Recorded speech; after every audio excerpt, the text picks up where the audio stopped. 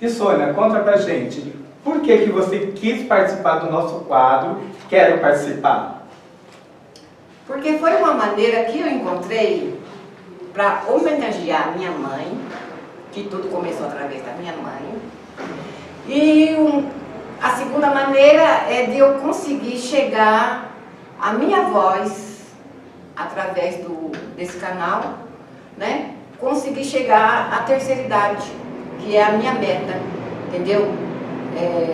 Do HIV na terceira idade. Sônia, agora você me deixou curiosa, me conta, sabe que loira é curiosa, né? Qual é a sua relação com essas pessoas que convivem com HIV e por que você entrou nessa questão da ação social justamente com essas pessoas soropositivas? Então, até aí eu não tinha nada a ver com o HIV, eu nem me preocupava com o HIV, eu tinha minha vida normal. Até que aos 84 anos, minha mãe tomava todo tipo de remédio e nada melhorava.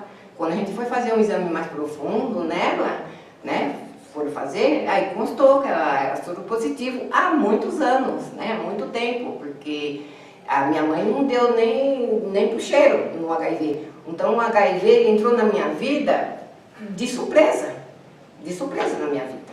E aí, Sônia, você contou pra gente que você descobriu sua mãe por 86 anos, isso, né?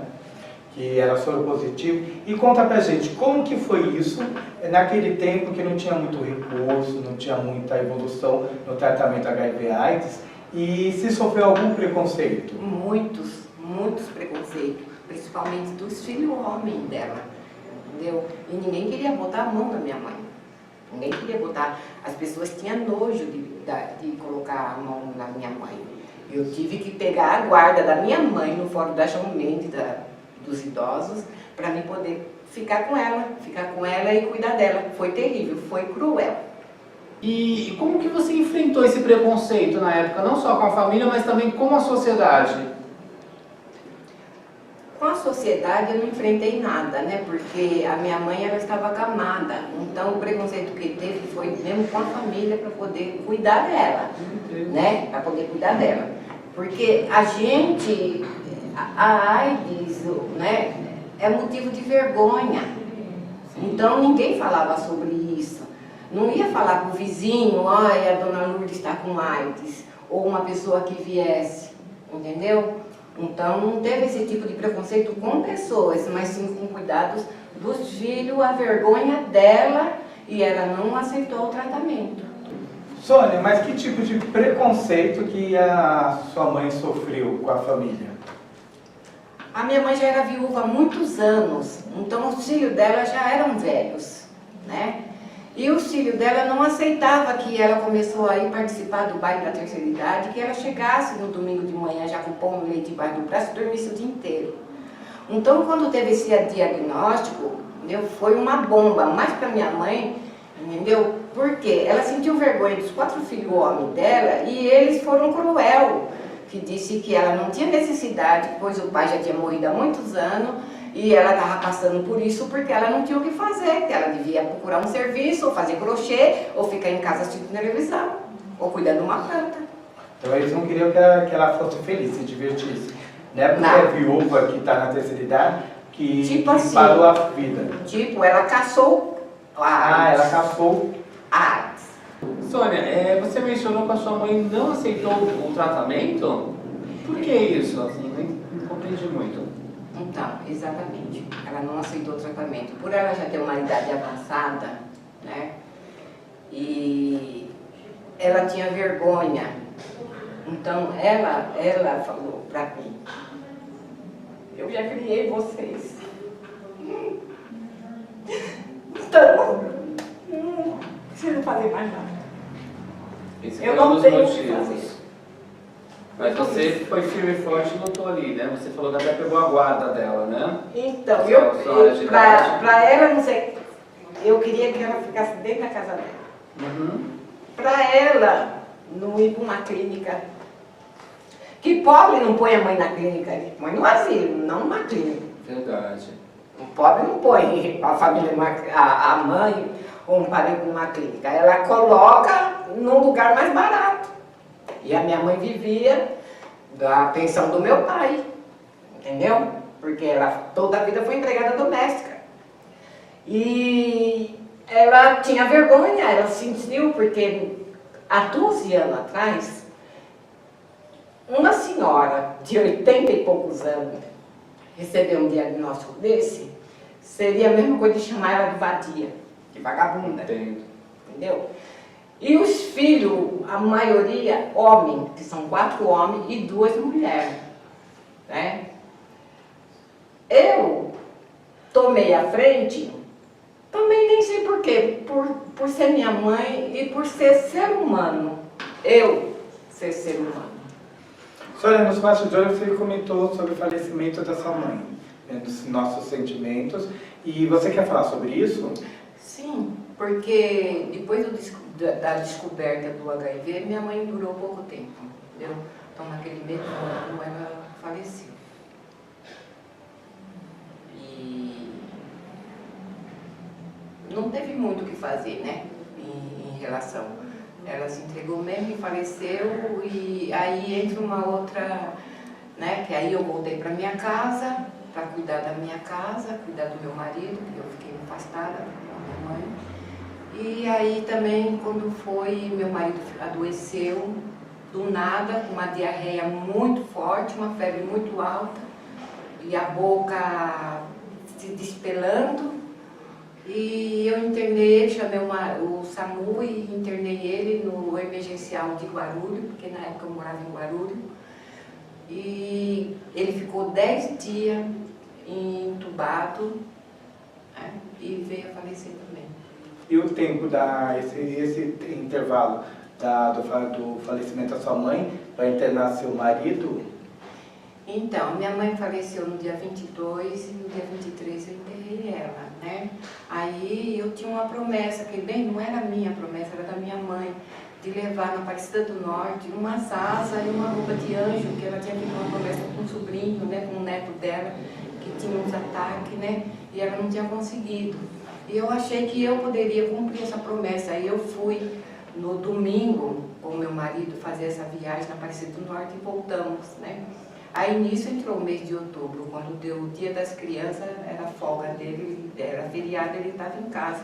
E nesse dia que ele passou mal, aí ele voltou mais para casa. Você conseguiu superar tudo isso? Eu não tive nem tempo de pensar, né, em superação. Pensar, eu tinha que agir, porque eu também tinha com uma pessoa que morava comigo, né, que era meu tio, que ele morava com a minha mãe e ele estava com câncer no esôfago. Minha mãe faleceu, já deixou o irmão, que era o irmão caçula dela, solteirão, né? Certo. Aí eu tinha que cuidar dele, né?